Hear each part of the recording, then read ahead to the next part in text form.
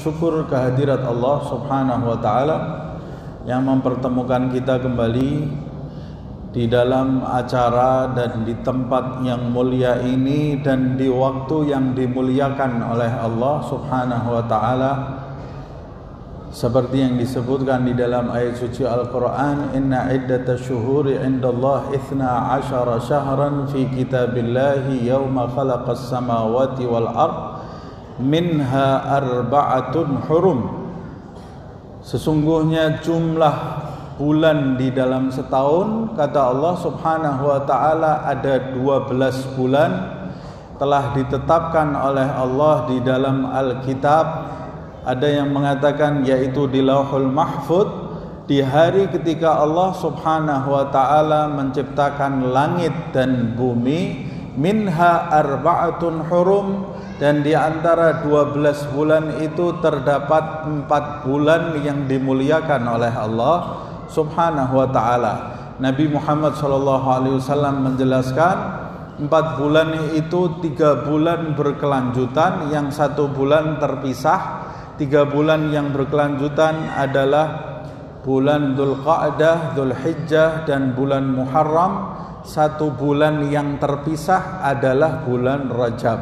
Sekarang kita ada di bulan Rajab, dan ini bulan yang dimuliakan oleh Allah Subhanahu wa taala. Dan di bulan ini para ulama menganjurkan kita semua untuk banyak-banyak beristighfar, banyak-banyak bertaubat kepada Allah Subhanahu wa taala, karena di bulan Rajab ini tidak lama lagi kita akan menyongsong bulan Ramadan.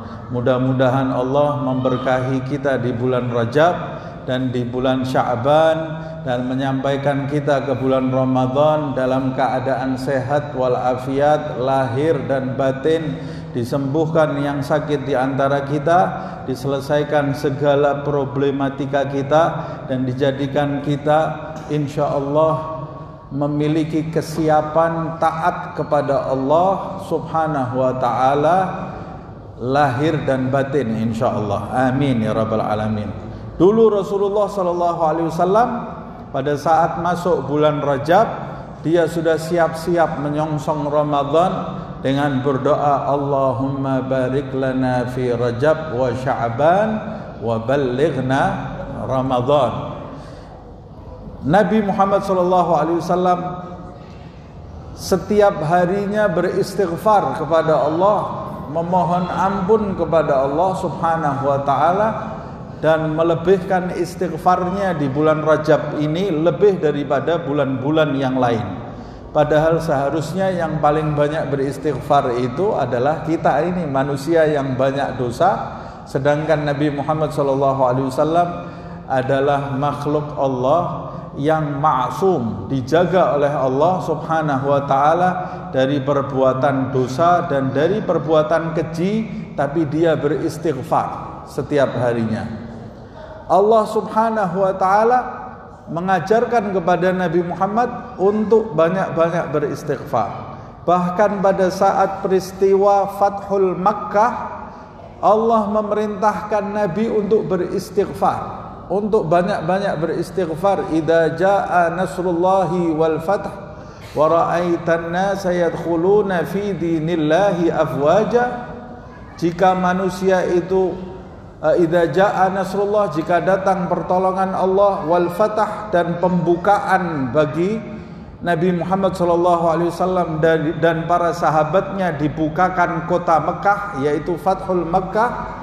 Wa ra'aitan nasa, dan engkau melihat, hai Muhammad, kau melihat, ra'aitan nasa yadkhuluna fi dinillahi afwaja, dan kau lihat manusia berbondong-bondong menuju kepada agama Allah. Fasabbih bihamdi rabbika wastaghfirhu. Lihat, Nabi Muhammad diperintahkan bertasbih, memuji Allah Subhanahu wa taala, wastaghfirhu, dan memohon ampunlah kepada Allah Subhanahu wa taala. Allah sangat menyukai hambanya yang sering bertaubat dan Allah menyukai hambanya yang sering memohon ampun dan beristighfar. Di dalam ayat Allah menyebutkan innallaha yuhibbut tawwabina wa yuhibbul mutatahhirin. Sesungguhnya Allah Subhanahu wa taala menyukai hamba-hambanya yang sering bertaubat, tawwabin, wa yuhibbul mutatahhirin, dan menyukai hamba-hambanya yang menyucikan dirinya dari sifat-sifat yang tercela, dari sifat-sifat yang tidak diridhai oleh Allah Subhanahu wa taala. Begitulah seorang hamba harusnya dia selalu melihat kepada dirinya, bukan melihat keburukan orang lain, tapi harus melihat dirinya. Siapa yang melihat keburukan orang lain, maka dia akan melihat dirinya suci. Siapa yang melihat dirinya suci, bagaimana dia mengetahui kalau dirinya kotor? Siapa yang tidak mengetahui dirinya kotor, bagaimana dia akan menyucikannya? Bagaimana dia akan meminta maaf kepada Allah jika dia merasa dirinya ini punya kedudukan di sisi Allah Subhanahu wa ta'ala, sebab dia selalu memandang dirinya suci, memandang orang lain buruk. Kalau dia diperintahkan menyebutkan kelebihan dirinya, begitu banyak dia sebutkan kelebihan dirinya, tapi kalau melihat kebaikan orang lain sulit.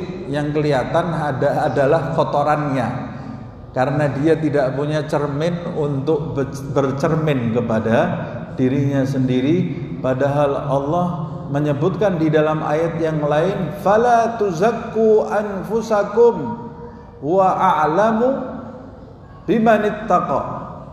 Jangan kau sucikan diri kamu, jangan kau sok suci, jangan kau pandang diri kamu suci.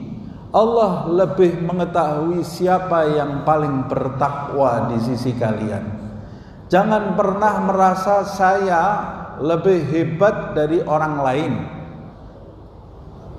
Allah menjelaskan di dalam ayat suci, salah satu makhluknya yang dikutuk oleh Allah karena merasa dirinya lebih hebat dari yang lain adalah iblis. Iblis, ana khairun minhu khalaqtani min narin wa khalaqtahu min tin. Aku lebih baik dari makhluk baru ini, wahai Allah. Kau ciptakan aku dari api, sedangkan dia hanya kau ciptakan dari tanah. Qala, iblis di ayat yang lain Allah menyebutkan, dia mengatakan, qala ara'aitaka hadzal ladzi karramta alayya. Hai Allah, apakah makhluk ini yang kau muliakan daripada aku, kata iblis. Qala asjudu liman khalaqta tina. Dalam ayat sebelumnya iblis itu mengatakan kepada Allah, hai Allah, apakah kau perintahkan aku sujud menghormati makhluk yang hanya kau ciptakan dari tanah, padahal aku kau ciptakan dari api. Nah, Allah menjelaskan di dalam ayat suci Al-Quran, itu sifat hamba yang terkutuk, yang memandang dirinya suci dan memandang yang lain itu rendah. Tapi ikutilah sifat hamba yang termulia Muhammad sallallahu alaihi wasallam, yang pada saat kemenangan Fathul Makkah dia masuk ke kota Mekah. Biasanya kalau orang menang masuk, bagaimana dia? Dia akan busungkan dadanya masuk ke kota Mekah. Dia menguasai kota Mekah, mengalahkan Abu Sufyan yang dulu sampai menjadikan dia terusir dari Mekah sebelum Abu Sufyan masuk Islam. Kemudian dia berhasil menguasai Mekah. Harusnya Nabi itu masuk dalam kondisi membusungkan dada, tapi itu bukan akhlak Nabi Muhammad SAW. Dia masuk, di dalam sejarah disebutkan Nabi masuk ke kota Mekah bahkan tidak mengendarai kuda, tapi mengendarai baghlah. Baghlah itu peranakan dari keledai dan kuda. Nabi di atas baghlahnya masuk sambil menundukkan kepalanya, jenggotnya basah dengan air mata, beristighfar kepada Allah Subhanahu wa ta'ala, merasa dirinya kecil di hadapan Allah Subhanahu wa ta'ala, padahal pencapaian yang dicapai oleh Nabi Muhammad SAW itu tidak bisa kita bayangkan kedudukannya di sisi Allah. Andai kata amalnya seluruh umat manusia dari Adam sampai hari kiamat ini diletakkan di satu neraca, masih lebih berat amalnya Nabi Muhammad SAW. Karena tidak ada makhluk yang lebih mengenal Allah lebih daripada Rasulullah sallallahu alaihi wa alihi wa sahbihi wasallam. Tapi dia mengajarkan kita selalu bertaubat karena Allah mencintai hamba-hambanya yang bertaubat.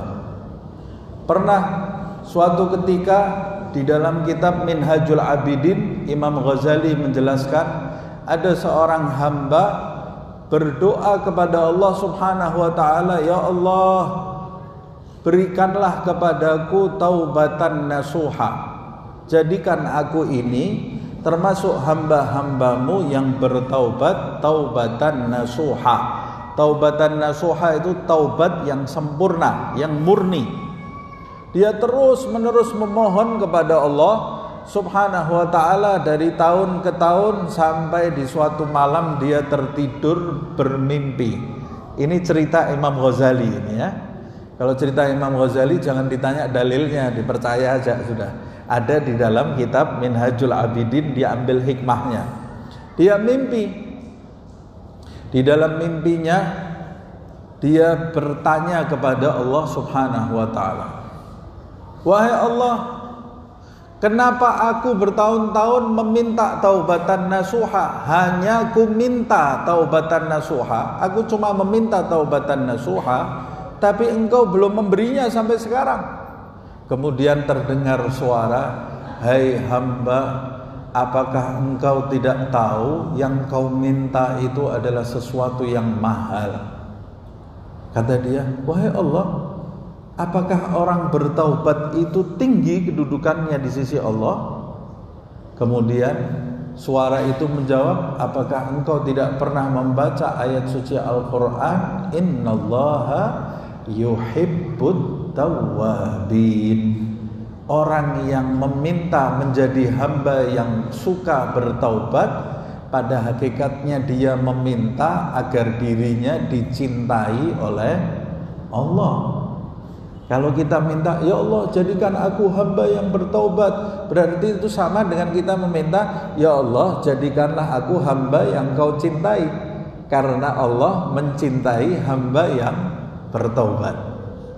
Jadi orang yang bertaubat pasti dia pernah melakukan perbuatan salah. Orang yang salah kemudian dia bertaubat bukan orang yang rendah di hadapan Allah Subhanahu wa ta'ala, tapi justru dia hamba yang dicintai oleh Allah Subhanahu wa ta'ala. Loh, masa orang yang salah tidak rendah? Salah itu adalah tabiat manusia. Tidak ada satu manusia pun yang tidak pernah salah. Karena gen berbuat salah itu sudah diturunkan oleh bapak kita Adam. Bapak kita Adam, Imam Ghazali memulai di dalam kitab Taubat, pada kitab Ihya Ulumuddin bab Taubat. Kata Imam Ghazali, orang yang berbuat salah itu dia bukan orang yang buruk, tapi yang buruk itu orang yang berbuat salah dia tidak bertaubat. Kalau ada orang berbuat salah, gak usah heran. Jadi kalau ada orang datang ke kita, kemudian dia menyampaikan kabar, si fulan dan si fulan itu berbuat dosa. Menyampaikan kabar seperti itu, kita tanya kepada orang yang menyampaikan kabar, fulan itu malaikat atau manusia? Manusialah. Kalau manusia itu bukan kabar yang mencengangkan. Namanya manusia pasti pernah berbuat dosa, pernah berbuat salah. Jadi kalau kita mendengar kabar ada orang berbuat dosa, gak usah kaget, dia itu manusia. Adam pernah tergelincir. Makanya Nabi Muhammad SAW mengatakan, kullu bani Adam khata', seluruh anak cucu Adam khata', pernah berbuat salah. Wa khairul khata'ina at-tawwabuna, kata Nabi, sebaik-baik orang yang salah di antara banyak orang yang salah, sebaik-baik orang yang salah adalah yang bertaubat kepada Allah Subhanahu wa ta'ala. Jadi kita ini sama-sama pendosa, tidak usah saling sombong, karena kita ini tempatnya dosa semuanya, tidak usah merasa dirinya lebih.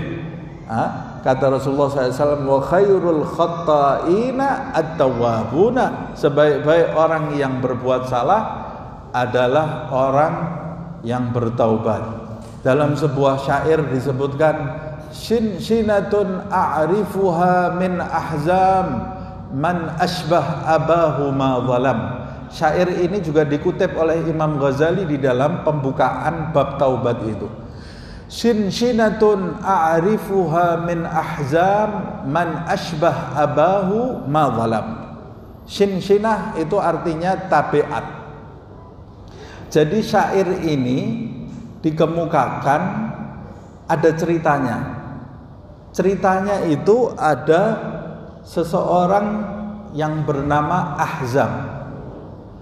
Ahzam ini durhaka kepada bapaknya.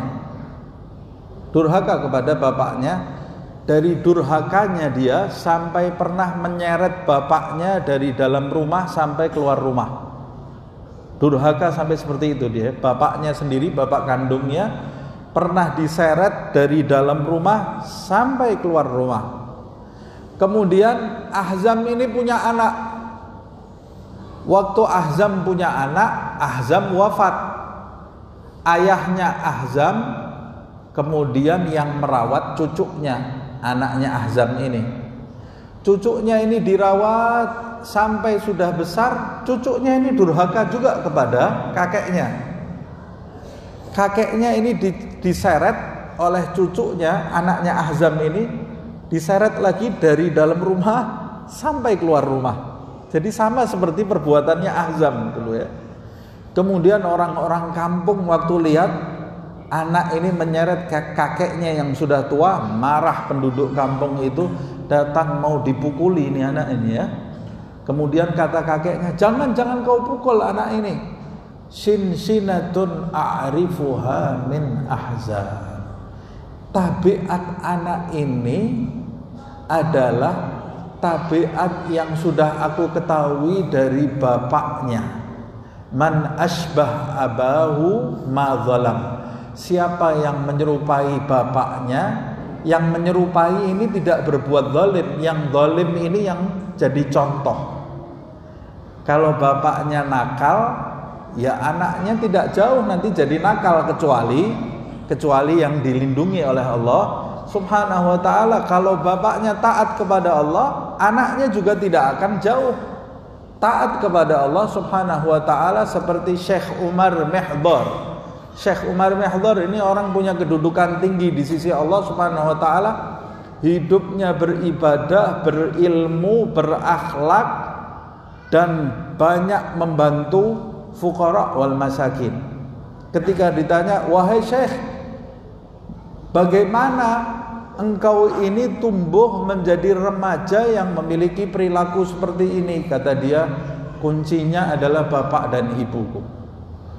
Dulu aku waktu masih kecil mau mengajak bapakku bermain, bapakku sedang membaca kitab, membaca hadis Nabi, membaca tafsir. Lalu aku pergi ke ibuku, mau mengajak ibuku bermain, berbuat yang sia-sia. Aku lihat ibuku di atas sejadah memegang Al-Quran. Maka aku tidak punya kegiatan lain kecuali ambil sejadah, aku letakkan di sebelah ibuku, aku ambil Quran, aku ikut baca dengan ibuku. Ayahnya taat, ibunya taat, anaknya juga akan taat. Tapi kalau ayah ibunya kerjanya setiap hari nonton sinetron, anaknya tahu bintang film dan judul-judul sinetron. Kalau ayah ibunya setiap hari mendengarkan radio lagu-lagu barat, ya anaknya tidak jauh, yang dihafal sama dia juga lagu-lagu barat, tidak jauh. Jangan harapkan kalau kita menanam benihnya mangga, kemudian yang tumbuh durian. Salah. Kalau kita tanam benihnya mangga, yang tumbuh juga akan mangga yang tumbuh, ya. Nah, kemudian jadi manusia itu pasti salah. Sebaik-baik yang salah adalah yang bertaubat, dan orang yang bertaubat akan dicintai oleh Allah Subhanahu wa taala. Dalam sebuah hadis Rasulullah SAW pernah menjelaskan di hadapan sahabat ilustrasi yang digambarkan oleh Rasulullah SAW. Bagaimana menurut kalian, kata Rasulullah, jika ada seseorang yang pergi jalan jauh, jadi dia sudah menyediakan tunggangan, bekalnya sudah disediakan, kemudian dia mengendarai tunggangannya tadi untuk melakukan perjalanan jauh. Dia harus melewati padang pasir yang tidak ada ujungnya. Padang pasir itu seperti lautan.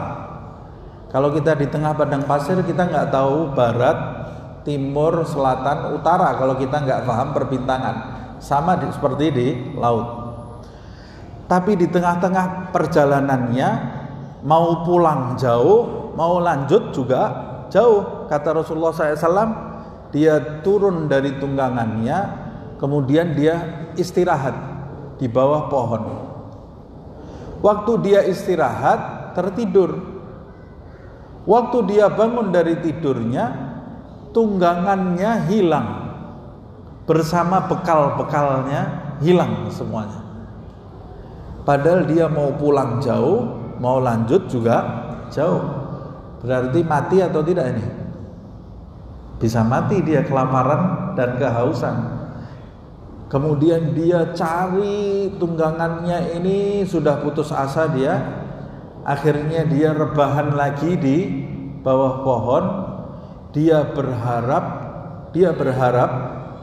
daripada mati kehausan dan mati kelaparan, dia berharap dia tertidur lagi dan mati saat dia tidur. Jadi matinya nggak berasa gitu ya. Tapi waktu dia mau tidur, kata Rasulullah, tiba-tiba dia terdengar suara derap tunggangannya datang lagi. Selamat enggak ini dia? Tunggangannya datang lagi. Kata Rasulullah, dari bahagianya dia teriaknya salah. Orang kalau bahagia itu kan kadang-kadang salah ngucap. Dia berteriak, ya Allah, anta abdi wa ana rabbuk. Kata Rasulullah ini ya. Kan mestinya ya Allah, anta rabbi wa ana abduk. Ya Allah, kau adalah Tuhanku, aku adalah hambamu. Tapi karena dia bahagia, salah ngucap, ya Allah, kau adalah hambaku, aku adalah Tuhanmu. Karena terlalu bahagianya ini hamba. Kata sahabat, kata Rasulullah, bagaimana menurut kalian ceritaku ini? Kata sahabat, luar biasa ya Rasulullah. Itu orang mau mati tapi tidak jadi, selamat dia ini tuh ya. Bahagia atau tidak orang ini? Wah, bahagia sekali, kata sahabat. Kemudian Nabi mengatakan, hai sahabatku, bahagianya Allah ketika hambanya bertaubat melebihi bahagianya orang tadi yang mau mati tidak jadi. Allah itu kalau ada hambanya yang bertaubat, Allah sangat bahagia sekali. Padahal Allah tidak perlu kita bertobat. Karena rahmat Allah yang begitu luas kepada hambanya, kalau ada hambanya yang mau bertaubat, itu berarti hamba ini mau mendekat kepadanya. Allah sangat bahagia sekali. Nah, makna taubat itu sendiri adalah rujuk. Taba itu artinya kembali atau rujuk kepada Allah Subhanahu wa ta'ala. Taubat itu tidak ada selesainya. istighfar juga tidak ada selesainya. Karena setiap kita mendekat kepada Allah, kita itu ciri-cirinya orang yang dekat kepada Allah itu apa? Ciri-cirinya dia tahu bahwa dirinya kotor. Karena Allah zat yang maha suci. Kita kalau pakai baju putih ini, kita tidak kumpul dengan orang, di rumah sendiri kita pakai baju putih, kita akan merasa baju kita ini paling bersih. Tapi kalau kita ketemu dengan orang yang pakai baju lebih putih dari baju kita, putihnya baju kita terlihat kotor gak? Terlihat kotor. Nah, sama seperti itu. Orang yang jauh dari Allah Subhanahu wa taala itu justru melihat dirinya itu bersih. Karena dia belum mendekat kepada Allah. Kalau dia mulai mendekat kepada Allah, ciri-cirinya dia mendekat, dia berasa dirinya kecil, hina, kotor. Kalau kita banyak sholat, merasa diri kita lebih, berarti kita belum dekat kepada Allah. Sholat kita perlu dikoreksi. Ciri-cirinya orang kalau mendekat kepada Allah, dia selalu merasa dirinya kotor. Semakin dekat kepada Allah, semakin terlihat kotoran-kotoran di dalam tubuh kita. Semakin dekat, semakin nampak lagi kotoran-kotoran yang tadinya samar menjadi jelas, yang tadinya tidak terlihat menjadi terlihat, dan begitu seterusnya. Hamba yang mendekat kepada Allah tidak akan pernah berhenti istighfar dan bertaubat. Makanya Nabi Muhammad sendiri mengatakan, innahu la yughanu fi qalbi hatta astaghfiru kulla yaumin 70 marratan wa fi riwayah 100 marrah. Sesungguhnya kadang-kadang, kata Rasulullah, sesungguhnya kadang-kadang terlintas di dalam hatiku lintasan yang menjadikan aku itu beristighfar kepada Allah 70 kali setiap hari. Dalam riwayat 100 kali. Artinya lintasan itu terlintas di dalam hati Nabi, dan Nabi merasa itu tidak pantas. Makanya diistighfari oleh Nabi 70 atau 100 kali. Kira-kira lintasan apa itu yang diistighfari oleh Rasulullah? Nabi tidak berbuat dosa, tidak mungkin ada keburukan pada diri Rasulullah SAW. Tapi lintasan apa itu yang diistighfari oleh Rasulullah?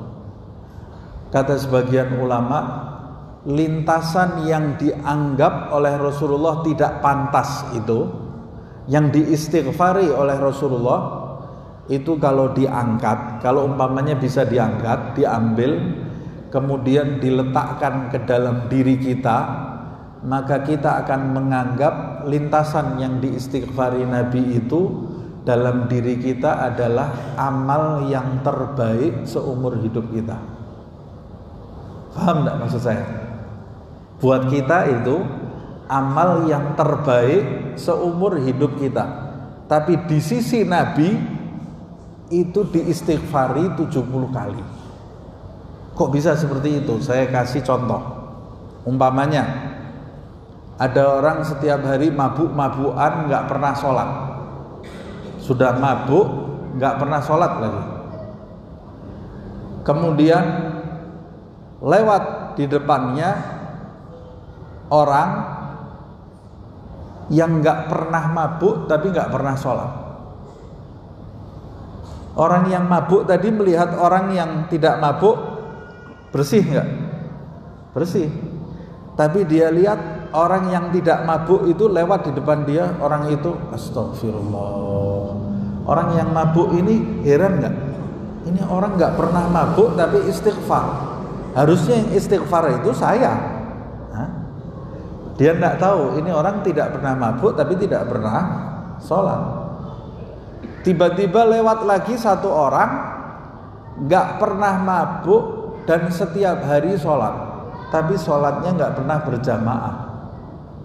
Lewat di depannya pemabuk tadi, kemudian astagfirullah. Orang yang mabuk ini mencapai tidak istighfarnya orang ini? Dia gak akan paham. Ini orang nggak pernah mabuk, kerjanya sholat setiap hari, masih istighfar juga. Dia nggak tahu ini sholatnya nggak pernah jamaah. Tiba-tiba lewat lagi ada orang nggak pernah mabuk, setiap hari sholat berjamaah di masjid, tapi dia kalau sholat nggak pernah khusyuk. Lewat di depannya orang mabuk ini, astagfirullah ya Allah, aku bertaubat kepadamu. Bingung enggak orang yang mabuk ini? Karena orang yang mabuk ini tidak bisa mencapai apa yang diistighfari oleh orang yang sudah kedudukannya lebih tinggi. Nah, kira-kira begitu, bagaimana kita tidak paham Rasulullah ini kok beristighfar, yang diistighfari apa? Kita nggak akan pernah paham karena kita belum jauh kedudukan kita dengan Rasulullah SAW. Sehingga kalau kata ulama, kalau yang diistighfari Nabi itu diambil, diletakkan ke dalam diri kita, kita akan menganggap itu perbuatan baik. Tapi di sisi Nabi itu diistighfari oleh Rasulullah SAW.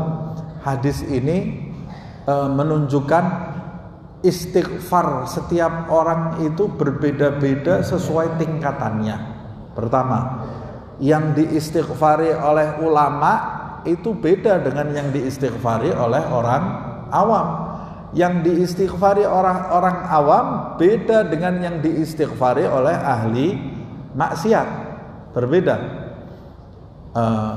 Kedua, kita bisa mengetahui ternyata istighfar itu tidak pernah berhenti selama-lamanya dari seorang hamba kepada Allah. Ketiga, kita bisa mengetahui semakin dekat seseorang kepada Allah, semakin dia melihat dirinya kecil dan semakin banyak dia istighfar dan bertaubat kepada Allah Subhanahu wa taala. Nah, sekarang kalau kita mau melihat saya ini sudah mulai dekat kepada Allah atau tidak, lihatlah bagaimana kita memandang diri kita. Kalau kita berat untuk beristighfar dan tidak bisa menemukan kekurangan diri kita, berarti kita masih terlalu jauh dari Allah Subhanahu wa ta'ala. Tapi kalau kita mudah menemukan diri kita dan merasa diri kita ini rendah, kecil di hadapan Allah Subhanahu wa ta'ala, dan kita banyak beristighfar, maka itu menunjukkan kita mulai dekat dengan Allah Subhanahu wa ta'ala. Ini sudah mulai adzan atau belum? Kalau sudah mau adzan dikasih tahu ya. Nah, kemudian taubat itu sangat penting. Orang yang bertaubat dari perbuatan dosanya kaman la dzanba lahu, at-taib minadz dzanbi kaman la dzanba lahu. Kata Rasulullah, siapa yang bertaubat dari perbuatan dosanya seperti tidak pernah berbuat dosa. Oh, bagaimana kalau dosa saya itu besar? Selain dosa menyekutukan Allah akan diampuni, asalkan kita tidak mati membawa dosa menyekutukan Allah, pasti akan diampuni oleh Allah. Allah menyebutkan di dalam ayat suci Al-Quran, ya ibadiyalladzina asrafu ala anfusihim la taqnatu min rahmatillah. Yang dipanggil oleh Allah, hai hamba-hambaku alladzina asrafu ala anfusihim, yang kelewat batas terhadap dirinya, kelewat batas berbuat dosa. Itu yang dipanggil oleh Allah Subhanahu wa taala. Apa kata Allah? La taqnatu min rahmatillah. Jangan engkau putus asa dari rahmatnya Allah. Innallaha yaghfirudz dzunuba jami'an. Sesungguhnya Allah Subhanahu wa taala akan menerima semua taubat. Sampai kapan Allah menerima taubat? Kata Rasulullah, qabla ayyugharghir, sebelum nyawa kita sampai di kerongkongan. Kalau nyawa kita sampai di kerongkongan, terlambat. Pintu taubat sudah ditutup oleh Allah Subhanahu wa taala. Sebelum nyawa kita sampai di kerongkongan, maka rajin-rajinlah bertaubat dan beristighfar kepada Allah Subhanahu wa taala. Bagaimana cara kita bertaubat? Satu, rukun taubat yang pertama adalah menyesali perbuatan dosa kita. Dalam hadis disebutkan at-taubah an-nadam. Taubat itu adalah penyesalan. Tidak ada taubat tanpa menyesal. Jadi sebelum kita mengucapkan kalimat taubat, kita harus merenung terlebih dahulu bahwa tadi saya bermaksiat kepada Zat yang Maha Besar dan disaksikan oleh Allah, supaya kita malu dan menyesal. Rukun taubat yang pertama adalah menyesal. Yang kedua adalah mengucapkan kalimat taubat. Aku bertaubat wahai Allah. Yang ketiga, berjanji seumur hidup tidak akan mengulangi perbuatan dosanya seumur hidup. Kalau masih ada niat, ini nanti minggu depan saya begini lagi, terus taubat, dan diterima taubatnya oleh Allah Subhanahu wa taala seumur hidup. Nah, nanti kalau tergelincir lagi, itu urusan nanti. Tapi jangan kita punya niat melakukan dosa. Nah, 3 rukun taubat. Yang keempat, kalau dosa kita terkait dengan makhluk, rukunnya harus mengembalikan hak makhluk yang kita ambil. Punya utang 10 juta, nggak perlu bayar lah, saya taubat kepada Allah. Nggak bisa, harus dibayar dulu utangnya, baru diampuni dosanya oleh Allah Subhanahu wa taala. Pernah mencaci maki orang, harus minta maaf dulu, baru diterima taubatnya oleh Allah Subhanahu wa taala. Makanya kalau dosa kita terkait dengan makhluk, itu lebih susah taubatnya. Hati-hati hubungan kita dengan makhluk. Waktunya sudah habis. Mudah-mudahan kita tergolong hamba-hamba Allah yang bertaubat, yang banyak beristighfar, khususnya di bulan Rajab ini. Mudah-mudahan tidak keluar dari bulan Rajab ini kecuali dosa-dosa kita seluruhnya diampuni oleh Allah Subhanahu wa taala, dan dimudahkan kita untuk memperbaiki kesalahan kita dengan seluruh makhluk Allah Subhanahu wa taala. Diberkahi kita di bulan Rajab dan di bulan Sya'ban, disampaikan kita ke bulan Ramadan dalam keadaan sehat walafiat, dan dijadikan Ramadan yang akan kita temui menjadi Ramadan yang terbaik seumur hidup kita. Amin ya rabbal alamin. Bisirril Fatihah.